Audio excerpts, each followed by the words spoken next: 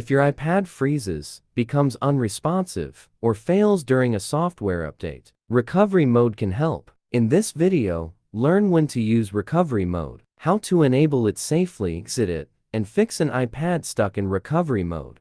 Part 1.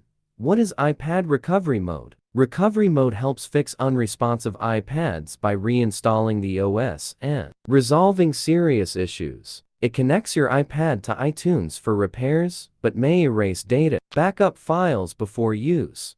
Part 2.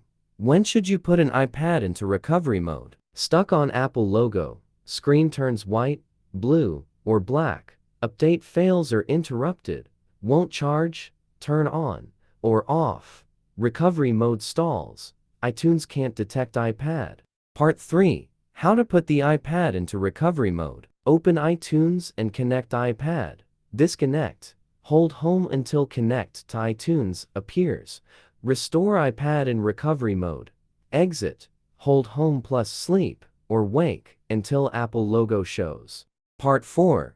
What to do before enabling the iPad in recovery mode. Entering recovery mode won't delete data, but selecting Restore will erase everything. Backup important files first.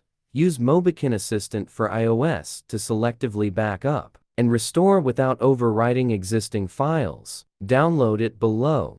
Now, let's see how to back up iPad to computer by using Assistant for iOS. Step 1. Install Mobikin Assistant and connect your iPad to PC. Once detected, iPad details will appear.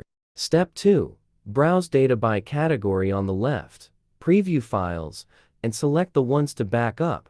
Step 3. Click Export, choose a folder, and transfer files to your PC. Verify after backup.